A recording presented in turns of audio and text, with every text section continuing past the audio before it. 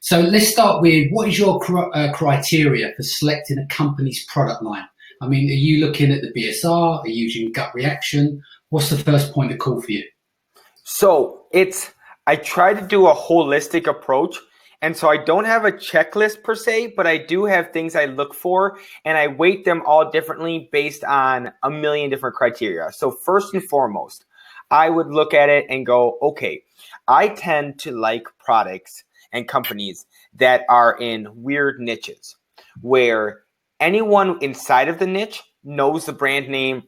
Everyone knows the brand name, but then anyone outside the niche would have no idea who they are. So people are going to search for that specific brand name, so you don't have to worry about ranking for generic keywords. So in a past life, Danny was an all-star DJ, and he may know a bunch of brand names of different DJ equipment and switches that I and 99% of people in the world would have no idea who these companies are.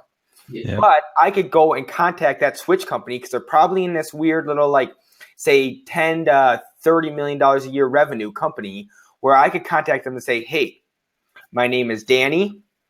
I'm really into the DJ industry. I went to go buy one of your switches on Amazon. I noticed that it wasn't Prime. They're charging $40 for shipping, and 3 of your 5 bullet points are filled out. Now, for this brand, they may have just been selling to some other retailers who are selling on Amazon, or may have even been selling on Amazon themselves, merchant fulfilled. But they're thinking, hey, we threw up a merchant fulfilled listing. We get 3 orders a day. This is killing it. This is doing great. Why? If it's not broke, don't fix it. They don't realize that they could just double sales the first day if they just made it Prime, let alone if they optimize everything and actually try to go after those generic keywords a little bit in the back-end keywords, opposed to just going after their brand. So they have this dominance because they have this brand name that everyone in the niche knows. Danny goes and sweet talks them from his niche expertise point of view, saying, hey, I'm one of the good guys. I'm not just here trying to flip your stuff on Amazon. I'm here to actually help your brand and establish your brand on Amazon and make sure that you guys give kind of your best foot forward on Amazon. From there, you try to work out a deal with them. Danny goes, okay, I know 4 other companies that compete with them to make the same DJ switch. Let's call all of them up. And you might get denied. They might say, hey, I just want you to buy from me and sell on Amazon. Some of them might say, hey, can we work out some sort of deal where we give you a percentage of the sales and you run our Amazon account? And so for my brother and I, we already have the infrastructure in place where we have the warehouse and stuff. They want to do it that way. I have the consulting team and all of the processes in place to do the consulting stuff. So it's really easy for me to swing the pitch either way and be, they're leaning one way or the other, and be like, okay, we can do it that way. I got it all set up. I'm ready to write a contract for you today, opposed to kind of trying to beat around the bush a little bit more. And so the same thing would work in any weird little niche, from like, I always use like fly fishing or equestrian products or scuba gear or all sorts of goofy stuff. Yeah. So in terms of that, you kind of covered, and you're rolling into which would have been going into my next question, but how do you get these guys to take you seriously? You know, like go on, sorry.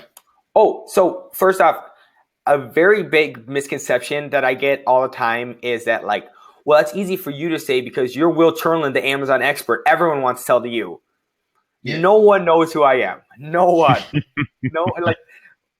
There might be like 30% of people on a small, weird niche webinar might know who I am. And that's how small down I am of people who know who I am.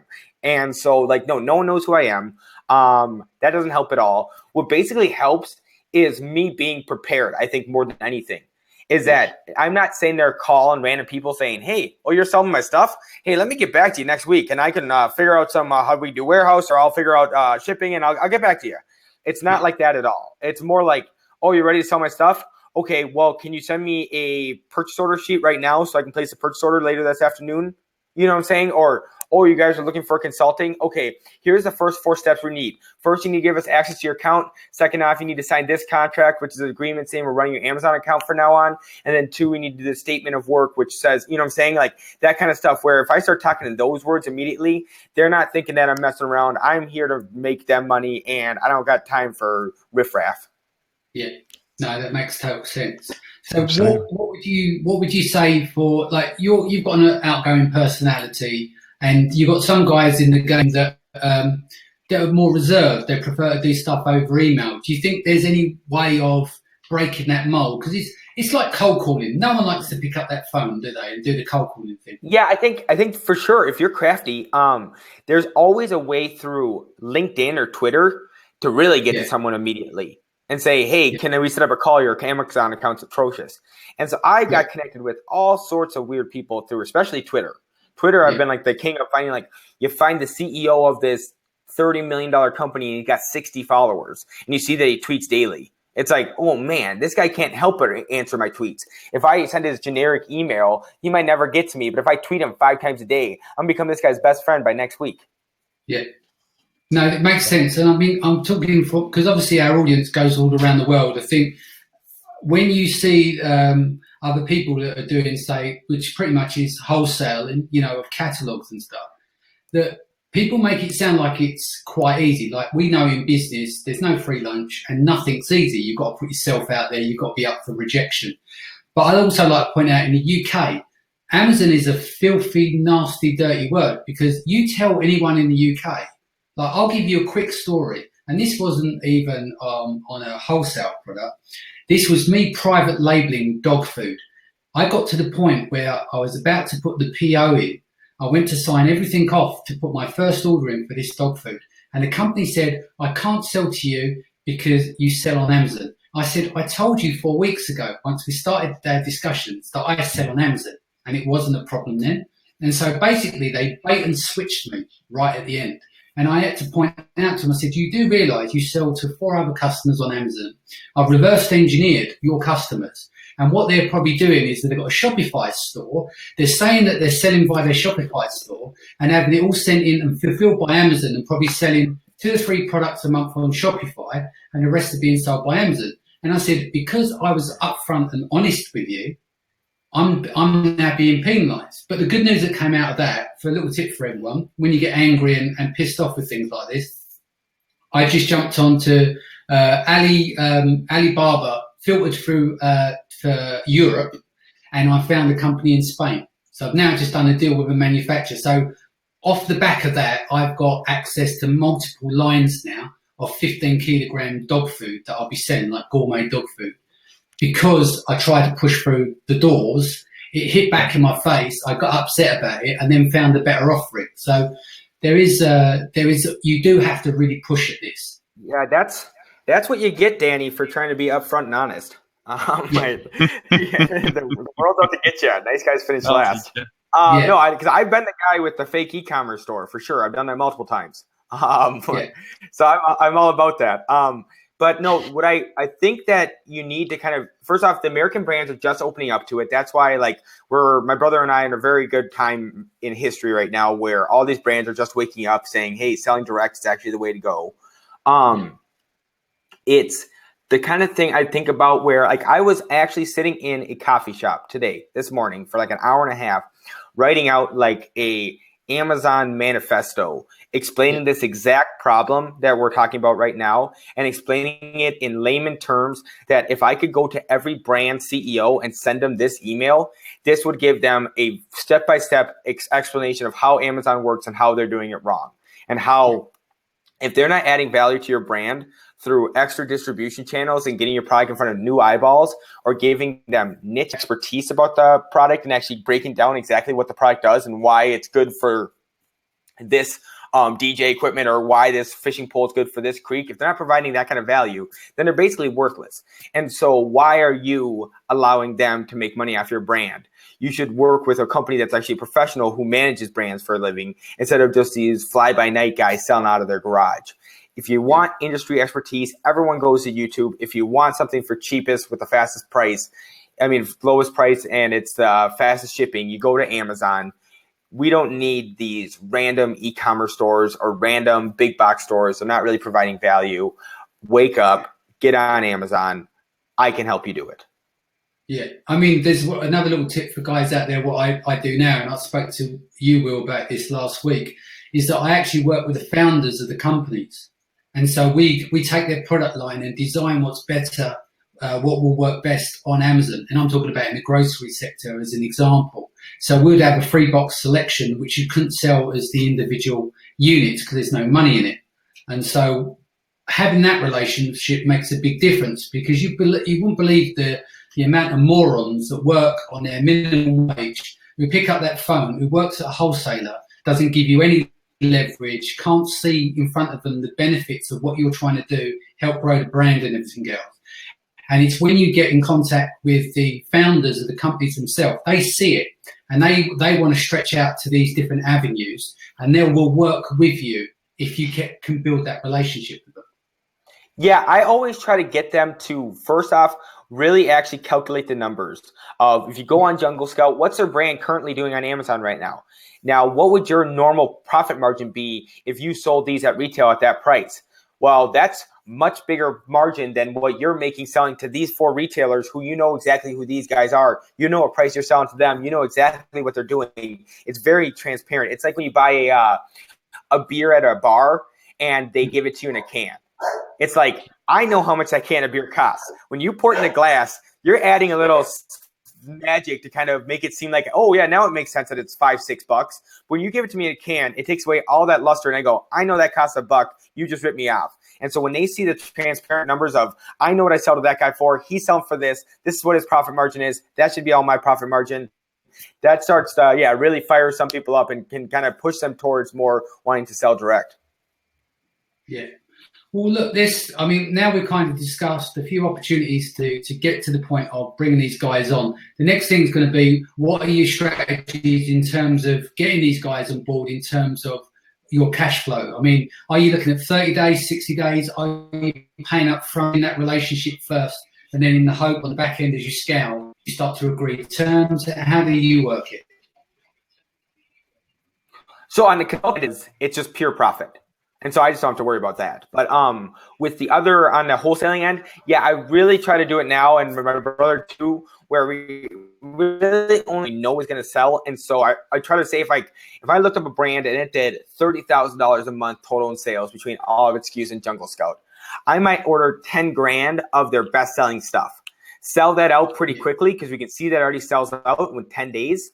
Sell that out fairly quickly, sell out 75% of it in 10 days, reorder a little bit more until I get up to that $30,000 mark that it's supposed to do naturally in a month. And then from there, I'm out of there. It's not my job to drive more traffic from outside of Amazon to that listing. I did my job as an Amazon seller. I drove as much traffic inside of Amazon's listings, running the PPC. From there, it's their job.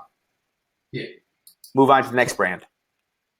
Yeah, gotcha. And in terms of managing and optimizing your cash flow, do you take a purist look at, well, I can look at working with that brand, but I'm going to need to relay that amount of money over that period of time? What is my best option? Shall I speak to X company or Y company? Yep, exactly. I always tend to try to break it down in my head to like in my dollar per hour output.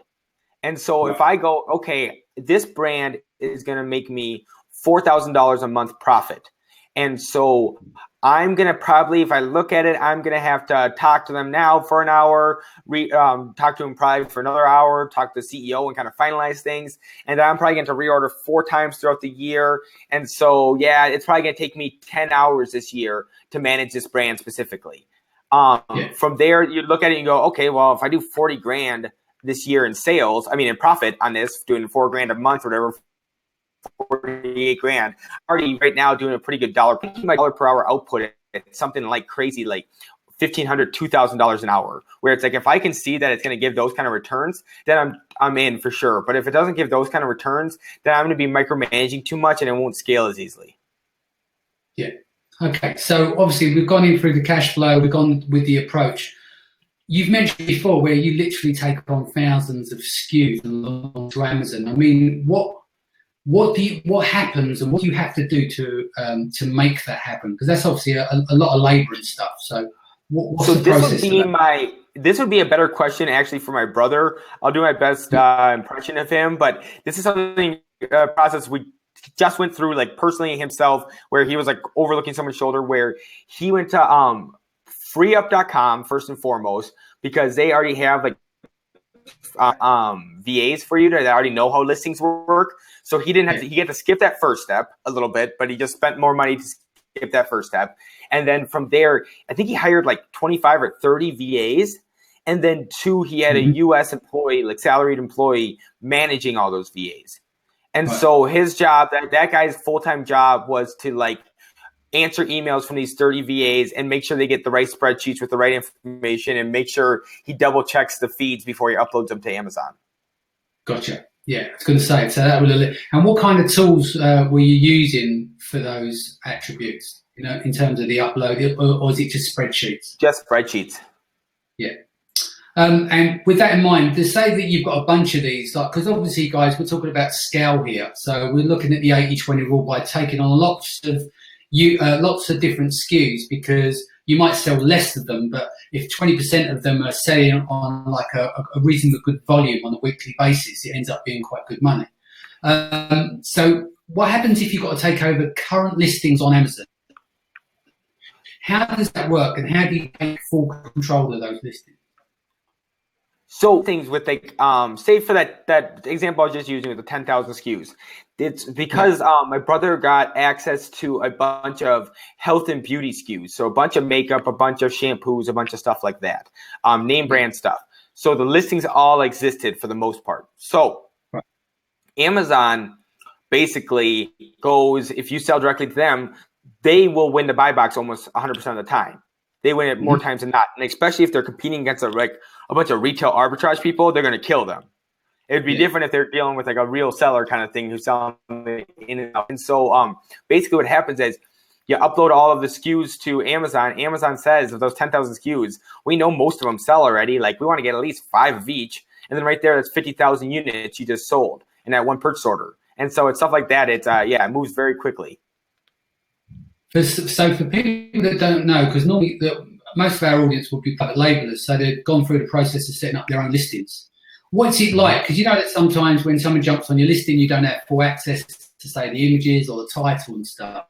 Is there any overriding thing that people should know when they're taking over a listing, how you get it lock stock? So this is the kind of stuff that's going to make people just like shake their head and go, what the heck? My brother can care less what the title stuff looks like. That's none of his concern. That's his whole thing is that he replenishes orders that Amazon asks for him. And so he would never, if Amazon was ordering 20 units of one specific product every single week, then all of a sudden quit ordering it, my brother wouldn't even notice, let alone that like maybe someone stole the buy box from him or something. But like if you try to micromanage it on that level, you're not going to be able to, well, I don't really like how the bullet point looks on this SKU. Like at that level, you can't do it. When you have 3 SKUs, you can micromanage all day and really get that title perfect and everything. And so the experience I have is that I'm working with the official brands usually 99% of the time. And then I'm doing a consulting. The first thing we do, Inner Central account or Inner Seller Central account, contact them and say, hey, we need to change the title. We need to change this, this, and this. Sometimes they say, hey, you need to be the brand owner. What proof can you show to us that you're the brand owner? And sometimes all they ask for is just a link to the website, which proves nothing. And so you put a link to like, oh, I'm willsbrand.com.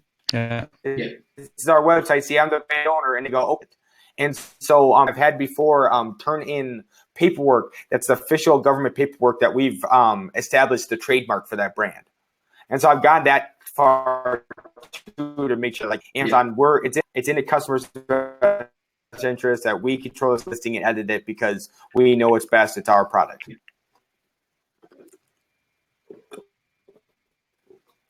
Cool. So obviously, if you could help and it's not FBA, you're selling direct to Amazon, there isn't any real management in terms of customer. You've also haven't got to worry about optimization, but your brother couldn't care less because he's dealing with so many SKUs. He's working on the 80-20 rule, and they could look like dog shit, and they still sell. It doesn't matter because he's looking at a high rather than individual list. I think my brother's approach is that if he optimizes the listing and really makes the title nice, it may increase sales, say 2-3%.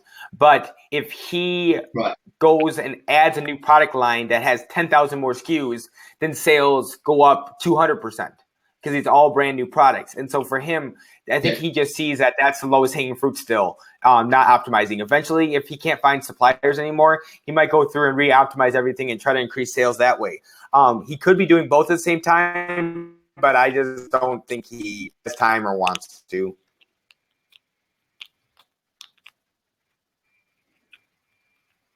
Comment. And so what about that picture look like? Most people are used to managing a brand, maybe 15 products within their range, and then suddenly they've got 1,000 maybe, or 500 or 800 to manage. What does that look like in terms of counting? Is that a nightmare, or is there systems in place?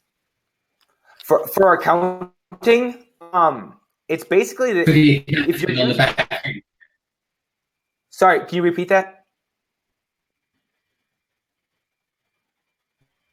Yeah, sorry. So accounting wise, when you're managing multiple.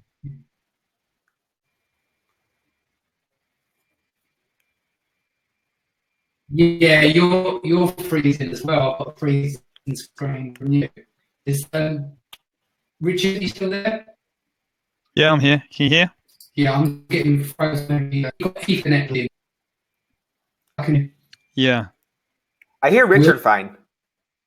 Yeah, Danny, for some reason, me and you are breaking up. The audio's getting bad. Yeah, Caroline. Sorry, Cara. Audio's freezing from Tina. Okay, so is that better now? I think it's settled down a bit. Yeah. So I'll ask the question again. Apologies, guys, for the issues with the bandwidth here. So accounting-wise, what does that look like trying to manage a mass amount of SKUs at scale? So you just find out what your break-even point for everything is and know what you can't sell below. And so that's the main number you just need to know. So as long as you're selling above that, you're profitable. From there on out, managing the accounting of no different than 30,000 because it's just software basically does all of it. It's not like I'm doing anything by hand ever. So it's kind of the same. It's like if you have a repricer on 10,000 SKUs as opposed to 100 SKUs. It's yeah, you got to set it all once and it takes a little bit, but after it's set up, it runs the same. Yeah. Okay, cool. All right, so we kind of discussed the process of bringing products on board, how to approach people, the fact that it doesn't matter if you're Amazon famous or not, it's treated like an average Joe. It's just about how you engage with them. Again, I will. So let's talk about a different attribute, central and express. Do you want to explain the core difference? Can you hear me now? You're breaking up, Danny. Yeah, Danny, I can't hear much of what you're saying. You're back? Okay. I'm going to I'm trying to work out where it's best to come back in and back out. But I'll ask some questions here that we have from the audience. Will, you ready to? Can you hear me? Yep, I hear you loud and clear. Fantastic. Okay, let's ask some questions from the audience then. So Lisa is asking, so presenting to a company and proposing that you help them, do you have a sample contract we could see? Do you work on a percentage of the increase in sales? How does that work for you? Are you happy to share? So so usually it's a listing by listing basis to set them up if they don't have anything set up yet. So per listing we charge, and then we charge a monthly management fee as kind of keep someone on staff to always be answering any of their Amazon questions and doing any of the kind of small updates. Hey, this product's on sale this week. Hey, we want to do this. Hey, can we change the color from dark red to blood red, whatever. And then from there, it's usually it's just a percentage of top line revenue. Most of these accounts are brand new accounts, so both top line revenue would be the same thing. Okay, all right. So it's percentage on top. Excellent. Next question we have is from Michael. I'm a student. All right. Okay. So that's Tom. How do you offer to help enforce unauthorized third-party sellers? So this is where there's unauthorized. So we've done registry and we've done.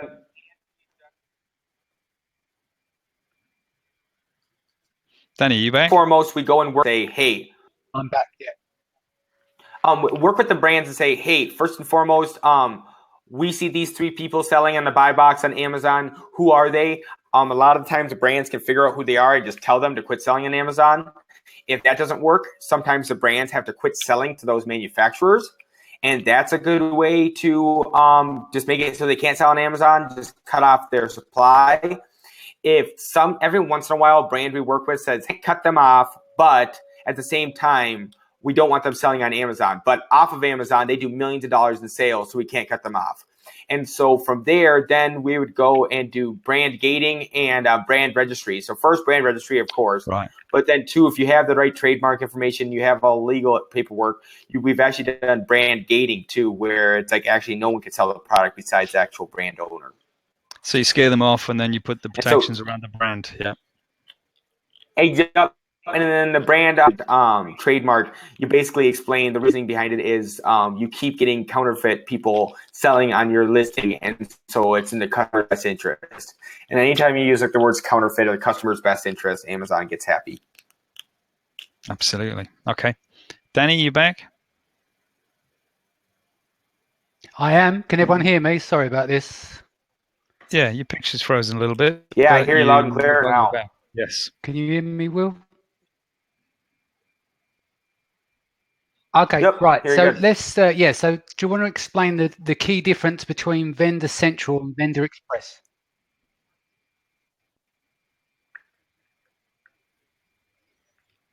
Vendor Central Lite, Vendor Central, Vendor anyone Express, can sign up for it. Vendor Central is invite only. Yep. And so in Vendor Express, a lot of people a lot of people graduate from Vendor Express into Vendor Central after selling enough in Vendor Express. If you can get into Vendor Central, it's way preferable because it gives you a lot more opportunities. Right. Okay. And is there any hacks to get you central that you know of? Hacks? I don't know. It's interesting. Last time I was in Hong Kong, I told 2 people to sign up for Vendor Express accounts and then immediately contact Amazon and say, hey, we currently need to win system. We're planning to sell millions of dollars on Amazon. Can we get upgraded to the Vendor Central program instead of Vendor Express? So I told to do that. One of them got accepted into Vendor Central and one of them didn't. And basically, they said the same exact thing. So it depends what person you get at Amazon. Okay.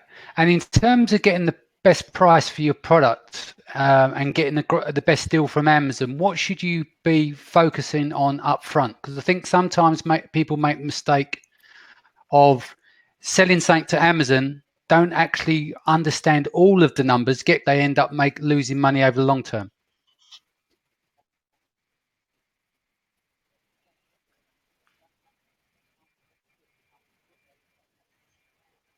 Yeah, offer a very high. If Amazon said lower it, it's to increase your price.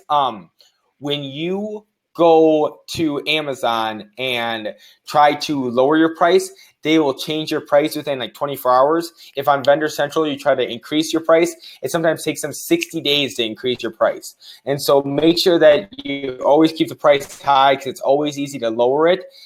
Realize that like when you're paying for like the shipping and freight percentage, that it's a percentage of your retail. If you're selling a bunch of iPhones that are small, but at $700, you might be paying $60 for them. And so make sure that if you're a small, expensive item, that you go and say, hey, I'm going to pay for shipping myself. I don't want to do a percentage of cost. If you have a large item that's kind of cheap, like a whiteboard, then it might make more sense to go through Amazon's percentage of freight cost because this $20 whiteboard, they're only going to charge you $3 shipping, even though it's a meter by meter big. Yeah. And so we're working with vendors as well. Have you noticed if Amazon actually starts to sell a product at a loss purely to have it in their catalog? Have you ever come across that? Yep. Amazon has sold stuff, sold to them. Most likely it's because they found on some other website or some other e-commerce website, someone was selling it for cheaper. And so Amazon has little web crawlers around the web, finds the lower price and automatically lowers theirs down. And so from Amazon's mouth themselves, someone I talked to at Amazon, they say, hey, if we're ever selling at a super low price, go find out who's doing it and shut them down, because we're never the first ones to move. Okay, cool. What else was going to say? Yeah. So what about what other costs are involved other than your landed cost for the product? I mean, i.e., who pays for delivery and stuff? You get your 1% that you have. It might be 2-3%. Will be like inbound freight and damages. And so that like handles like inbound freight, it handles returns, it handles anything that gets broken on the way, and it's like kind of like your allowance for returns and stuff like that. On top of that, you're going to pay a co-op fee, which kind of depends per category and per seller. That co-op fee handles marketing. It handles them assigning you a vendor. Changes to the website is considered marketing. And so anything like that that's going to improve your overall Amazon selling experience, they consider into that. And 2, that's kind of negotiable. And then 2, your 30, 60, 90-day payment term is negotiable too. And so know that when you're signing up on Amazon, you're not going to be able to really negotiate these terms for another full year. And in a full year, I doubt that they're going to be wanting to give you better terms unless you just blew their socks off. And so make sure that you are setting terms that you're comfortable with from the very beginning, or just don't go with them at all. Because if you set up terms that you're not comfortable with, then it's kind of just wasting everyone's time. Yeah, of course. And so how does the Amazon PO system work? I mean, let's say you're sending in one product. Amazon doesn't seem like they want to take a risk. Are we talking we're starting out with 3 or 4 items on a PO, and then suddenly what you're dealing with is hundreds of little POs floating around, all on 60 and 90 days or 60 days net? Is it all become a bit of a mess, or does it start to gradually grow up? Amazon knows their sales numbers better than anyone. And so if the item's selling well, they'll order a lot. If it's not selling well, they won't order a lot, kind of thing. So it's like they only order what they need, and they know more than anyone. And so for the most part, if they continue, say you offer them 100 SKUs, and they continue to every single week order 10 of each of the 100 SKUs. So you're selling 1,000 SKUs a week, but it's the most annoying way to possibly package these things ever. Yeah. You can go to Amazon and to your buyer and say, hey, I will give you guys an extra 10% off if you guys are willing to do a bulk buy. And say, hey, you guys buy 100 units of each of these 1,000, I'll give you an extra 10% off. Yeah. You go negotiate that with your Chinese supplier too, say, or your U.S. domestic supplier, UK supplier, whatever. Say, hey, I'm going to order 10 times as much as I usually do. Can you give me 10% off? They say, yup. Amazon says, yup. It basically is the same to you. You make the same amount of money, but the operational efficiency is that much better. Yeah. And so I was going to say, even with these publicly traded companies I deal with, they get screwed all the time by Chinese New Year. And so they're constantly doing these like big negotiations with things saying, hey, well, if we buy 20 containers now in December, then we don't have to run out for January and February. And that's kind of stuff where you go, okay, well, we might as well talk to our Amazon buyer too first and see if they want to get in on this bulk buy and make it even 25 containers, because then maybe if we can sell it to all Amazon in bulk, then we're the only ones in stock during Chinese New Year, and we got it 10% off, and everyone wins. Gotcha. And what about, is there any tricks that we can do with these 60 days net? I'll give an example. In the UK, I don't know if it's the same for the US. It's not in Vendor Express, but in Vendor Central, you can do a pay early agreement with Amazon that gives you a 2.5% discount. So is there anything that you can do in the US, like a little cheeky number up front that you can include it in your costing? Yeah, I think they always... I think it's the way it worked in, I think in our US accounts is that like they give you like K within, if they pay in less than 60 days, and then they always pay in the 59th day. And it's like, thanks. So it's just like a quick little way for them to get an extra percentage point. But no, for me, it's like, yeah, just try to, one of my trade companies we work for, they have 30-day payment terms. And so just like, even knowing that Amazon cut that in half is huge for some people. Yeah. What about what was I going to say?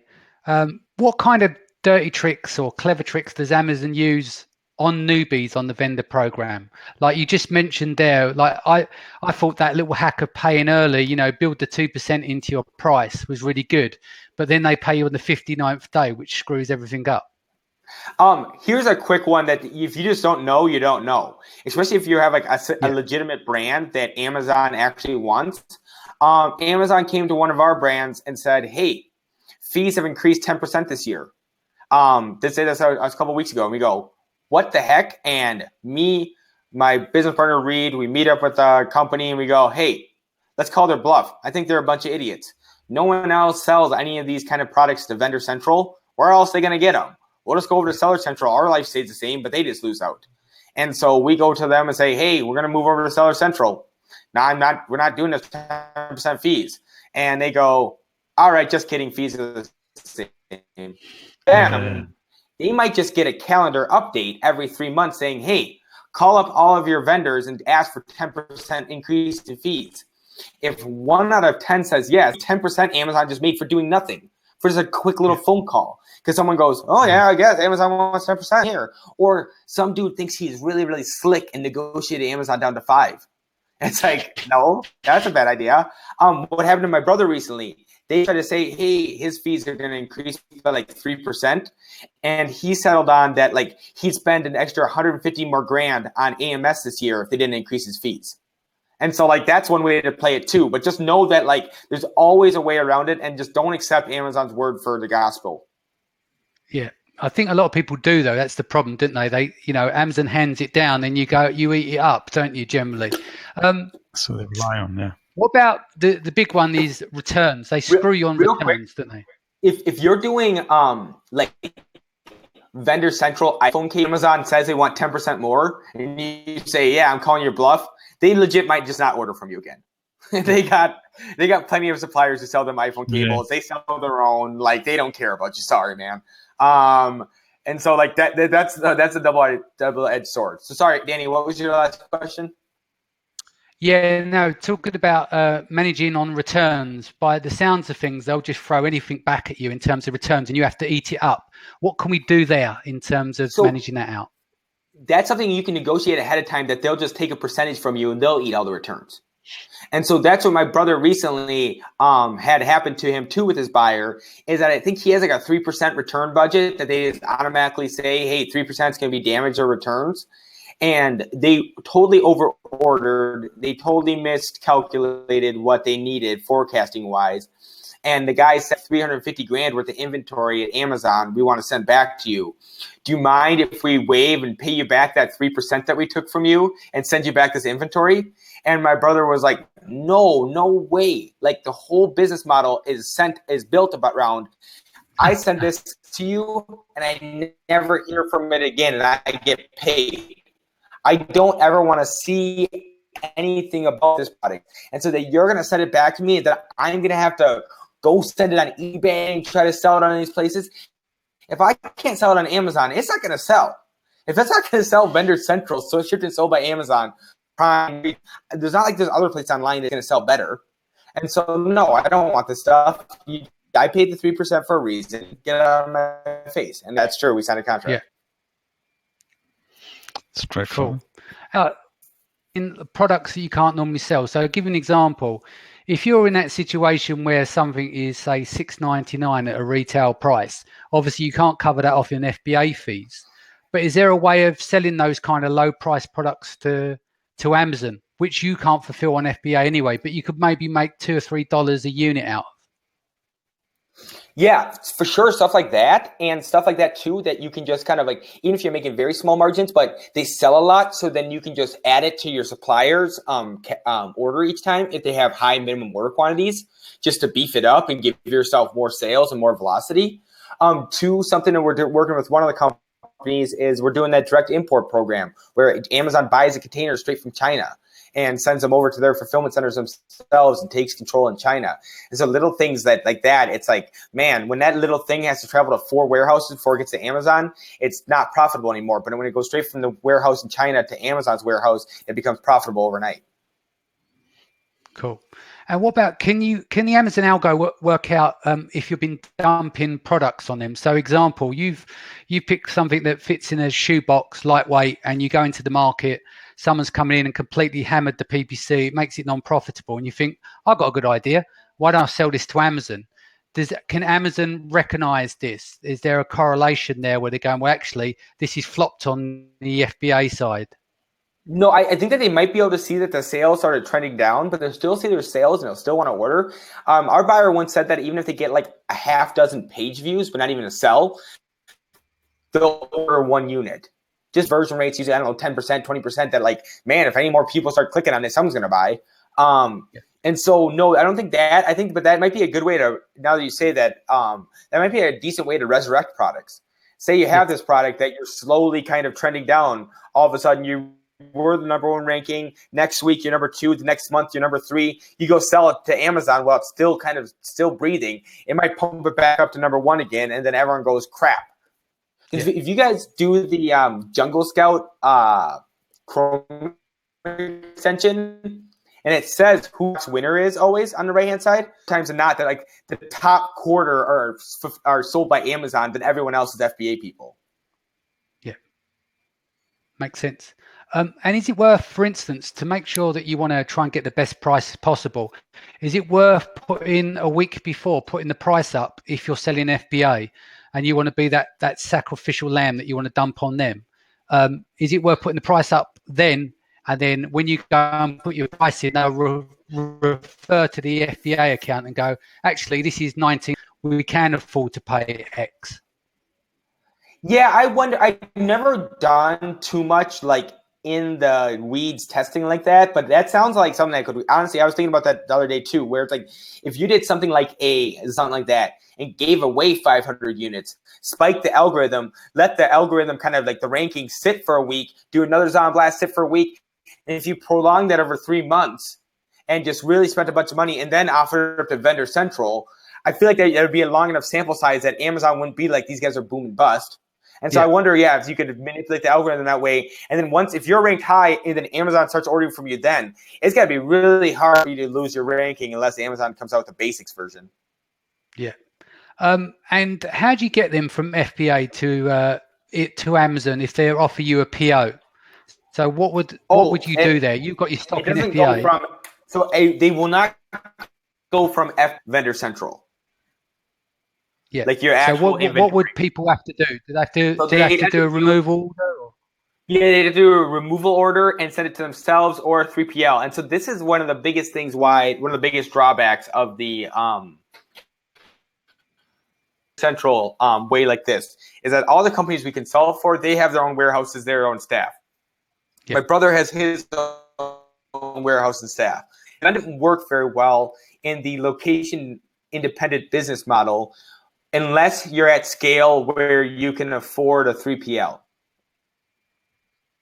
Okay, and what about, obviously these if you're doing, I'm sorry, I was gonna say, if you're doing like $5-6 grand a month or 10 grand a month at Vendor Central, it's gonna be very hard to pay for a 3PL, pay for the inventory, and pay yourselves at their fees.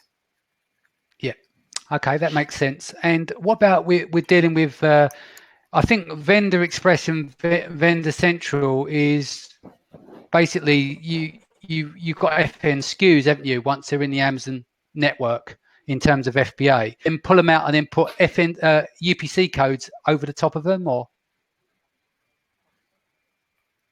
Yeah, you'd have UPC codes put over the top of them. So the way they want to do it is that they actually want to know what's inside every single box and how many of each unit, which is kind of annoying. But so they'll say, hey, you'll get purchase orders coming on Monday, and they'll say, hey, send 4 of this widget and 3 of this widget to this place in Kentucky, send 6 and 7 to this place in Virginia, and send fulfillment center in Texas. And then the next Monday, you get another set of purchase orders.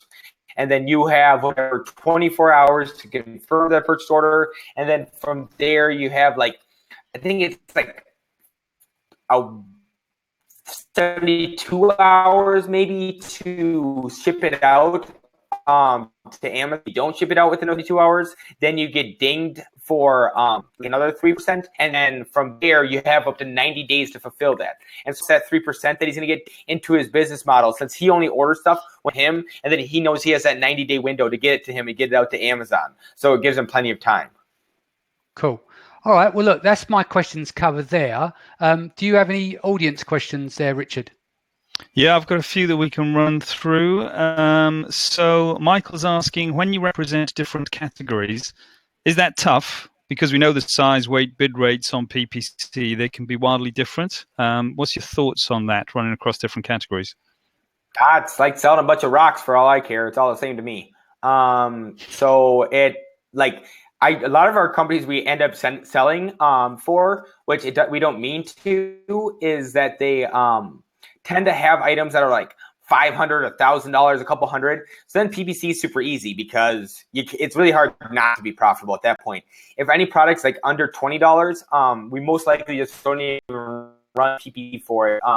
It's in like a semi-competitive niche that's $20 or less an item to actually make money on PPC. We like our ACOS at like 5% or less. Okay. All right, that's good for Michael. Julian's asking, I'm trying to get a Vendor Express account in the US, but as a UK citizen, I'm being told I need a social security number. Is there a way around this? Danny, that might be one for you. Danny might know. I've talked to people in Hong Kong and around the world who have Vendor Express who do not have social security numbers. Possible, but I'm not exactly sure what exact number you need instead. Okay, that's fine. Let's try. Paulina is asking, what's a better strategy for a new seller? Get one product and try to get lots of sales a day, or get 10 products and try to get one sale a day? All up to your personality type. It's all up to your cash flow, personality type, how much time you have. Do you think you're more a brand oriented person? Do you think you're into marketing? Do you think you're into colors and choosing logos and stuff like that? Because then it might be just one product and really trying to push that product through all the different advertising channels. If you're like me and you don't care about brands and you just want to make money as fast as possible, then I take more of the kind of analytical approach and just try to just make the numbers work regardless of what I'm selling. Okay, that's great. Paulina, I think it's down to the kind of personality you are by Will's advice there. Thanks for that, Will. Carlos is asking, is it possible to find an item that would sell well on all 5 of the European marketplace? That one fits with you, Will. European marketplaces? Oh, yeah, I see it right now. Do you think it's possible to find on the iPhone? There's all sorts of products that are that are like country agnostic, where it's like there must be like every country uses frying pans. Every single country uses lots of countries use air conditioners. You know what I'm saying? Like, just think of anything like that all 5 countries use just as much as the next person. All of them drink tea. All of them drink coffee, kind of thing. It's like, so yeah, there has to be a million different items that would sell well on all 5 European marketplaces. I think there's plenty of product inspiration out of that. Thanks, Will. Okay. Next question, Luke was asking, you did cover some of this. Any suggestions on managing cash flow when selling directly to Amazon on Vendor Express because they don't pay for the 60 days? Any suggestions on managing cash flow for that? Yeah, try to work that out with your U.S. suppliers and try to get it so that they pay you in 61 days. So you get to pay them in 61 days because then you're always okay. I think they have like the American Express Plum card that has if you pay within 60 days, it's 0 interest rate and it has unlimited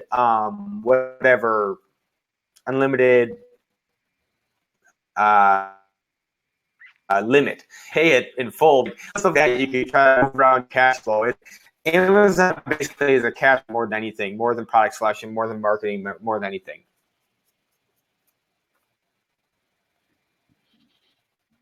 Okay, thanks for that. So, Luke, I think you got plenty of ideas there. Tom was right. So, you're saying that you get authorized for brand registry by the brand owner after that. That's not what you're saying, though, is it, Will? You there? Will? Yeah, I get authorized by the brand. Yeah, from the brand owner. Yep.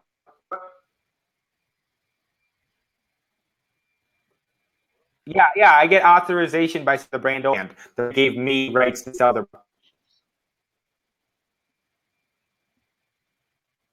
Okay, you're coming in and out a little bit there. Let's try a different question.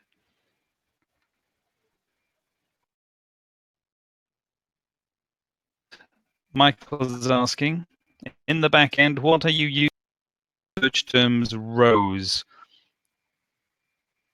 Oh, looks like Will's left. And are you there? I'm here. Yeah, Will's just come back into the room. He's just rebooted. Yeah, am I any better now? To Danny. Yeah.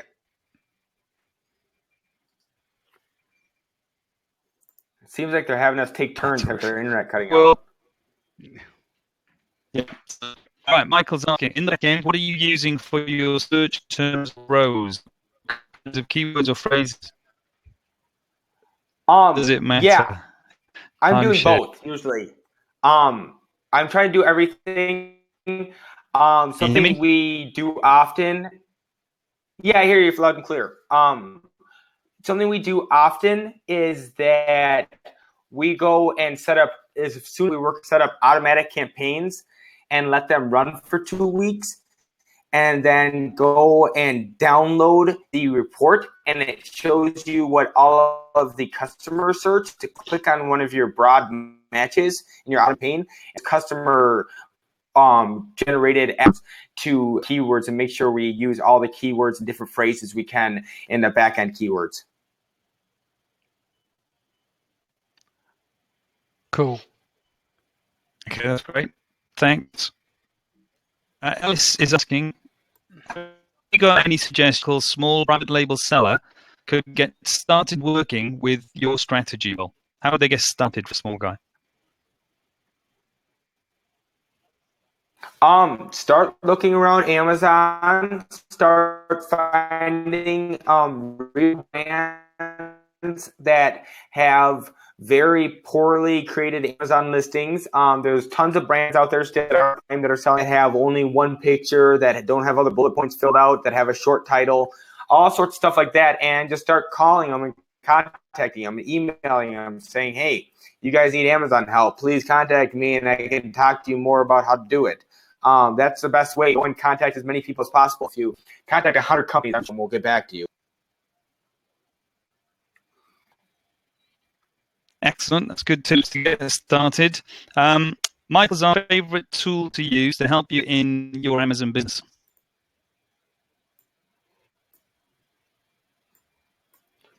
You cut out that last part, but I think you're going to say in product selection. My favorite tool, I love the Jungle Scout Chrome extension.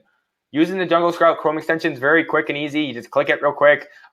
Always double check your answers. Your product has 500 reviews. You know it sells a lot, but you don't know if it's $20,000 a month or $1,000 a month. Just look on Jungle Scout, get a quick double check.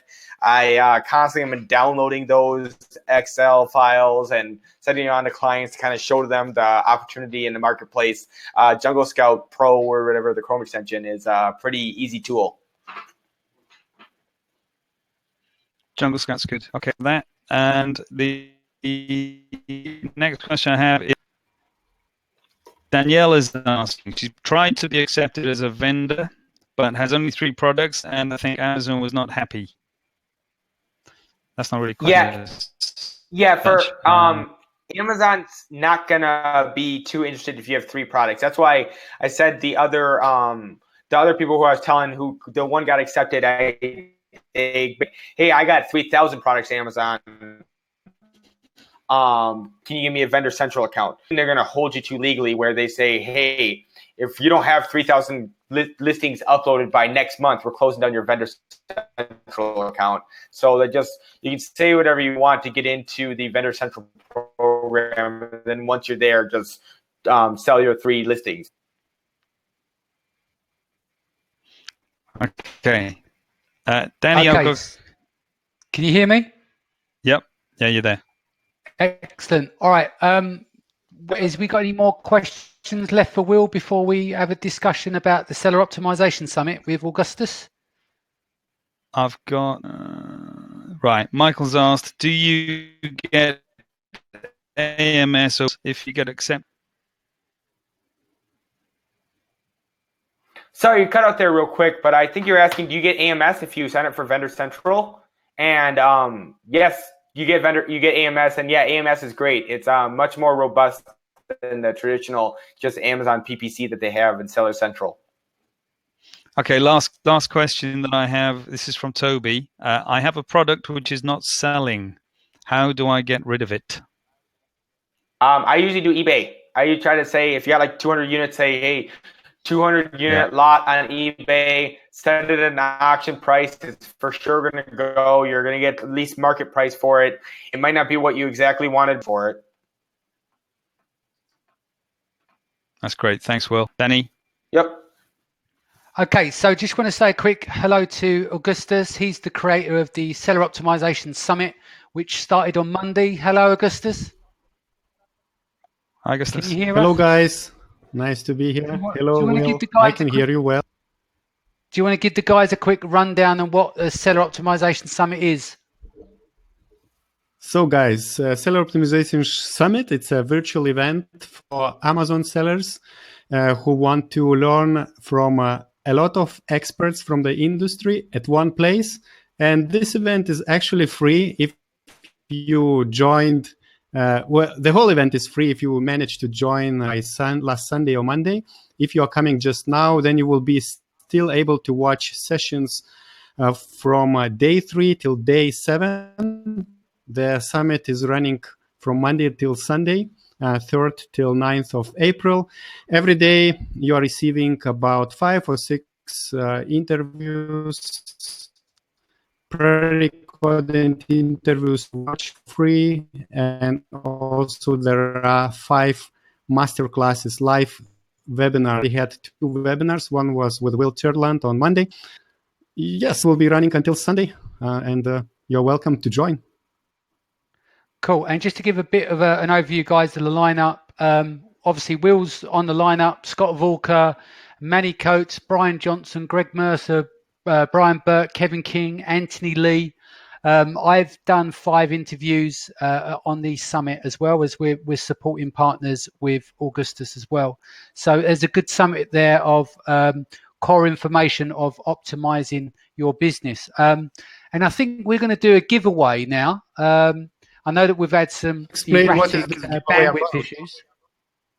Yeah, I just people might not understand what is this giveaway because I said it's a free event, but since if you're coming too late or if you have no time to watch everything, there is an option to upgrade to all and access all 40 plus interviews in your membership area.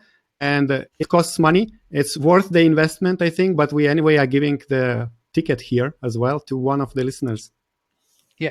Okay. So let's do this then. We got to guess. We're going to give a ticket away to the person who guesses Will's birthday, and you might not get the exact date, but the nearest person who can guess Will's birthday, and it's in the latter part of the year. Then let's make more interesting and guess how many days is left until the birthday. Okay. So start firing away in the chat, guys. Have a guess. 1979. Thanks, Paulina. Wow. That puts you nearly in my age, Will. Yeah. I had a hard life, as you can tell by taking a toll on my skin.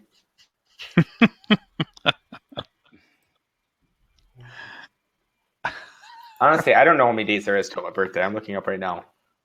Yeah.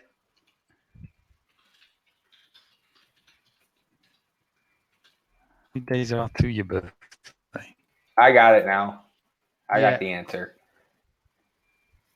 Google People are getting close. 1985. If you add up all the numbers of how many days are left till his birthday, it will be 11 if you add up all the numbers. So when you're writing the number, make sure it adds up to 11.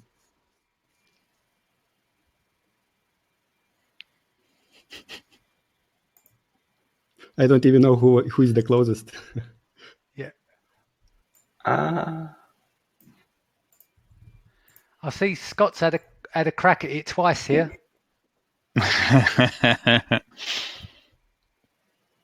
And he still doesn't add up to 11. He's on his third one now. Oh, he's on his going too third. high. Let's say one of Scott's is the closest. Yeah. Yeah, we got a lot of Scots.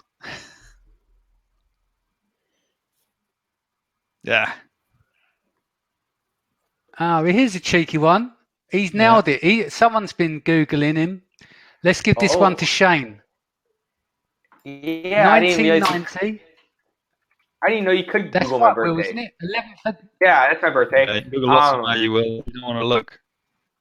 Okay, so Shane, do you want to make contact with Augustus? Actually, email me because it's easier to remember my email address. It's danny@sellersessions.com, and I'll put you in direct contact with Augustus, and he will give you the pass. I probably have my birthday on my Facebook. Yeah. Yeah. I didn't think of that. He's got it spot on, isn't he? So now the only problem is you need to get a restraining order, Will. He knows your birthday. Exactly. Shane, what's my social security number? Yeah, don't go there. Yeah. Can you post a link as well, Richard, into the chat? So the guys can sign up and still get free access to watch the remaining 3 or 4 days. Yeah. Is the link posted? Yeah. Yep. Cool. So yeah, go and check that out, guys. As I said, it's free for the next few days on the remaining session. It's up to Sunday, isn't it, Augustus? It finishes? Yes. It's until Sunday, 3 p.m. Eastern. We will have also live mastermind masterclass with Scott Walker. And Sundays sessions will be open until Monday early morning for US people. So. Right. No worries. There's another event. Sorry, we need to go back onto last week's competition. The Bias are, I won't give their full names, but they were both winners for the AMSCOM Private Label Day, which is in Bonn in Germany. Again, we'll be there. Manuel Beckvar, Brian Burt, and a few other guys will be there also. Will, do you want to give background on terms of how people in your Citra? Sorry, give background on what? Yeah, so if people want to reach out to you, contact you about, selling on Amazon or, just general information and advice. Yeah, to find me. I got a pretty goofy last name. So just Google my name, williamtjernlund@gmail.com, LinkedIn/in/Tjernlund, Facebook/Tjernlund, WTJERN on Instagram and Twitter. Message me wherever. You'll find me. AMZhelp.com, GoConsulting.com. Both contact me on either of those. You can find me somewhere. That's a big business card you got there, Will. Yeah, exactly. I just type in my name, William Tjernlund, and I'm sure eventually you'll get down the rabbit hole of finding some way to contact me. Yes. Absolutely. Cool. All right, guys. So that'll be from last from us tonight. Sorry, it's just been a bit crazy in terms of the bandwidth here. We need to have a little chat with Webinar Jam. Get them back into back on manners because it's been quite poor audio wise. So I do apologize for that. Our next session is going to be Wednesday the 19th of April at 6:30 BST, British Summer Time. If you need to reach me, it's danny@sellersessions.com. You need to reach Richard, it's richard@sellersessions.com. Our website is sellersessions.com. We will send out a replay link tomorrow. I want to say a big thank you to Augustus and a big thank you to Will. And thank you to all you guys. See you soon. Thanks, guys. Bye, guys. Cheers, Will. Thanks, Will. Thanks, Augustus. See ya, Augustus.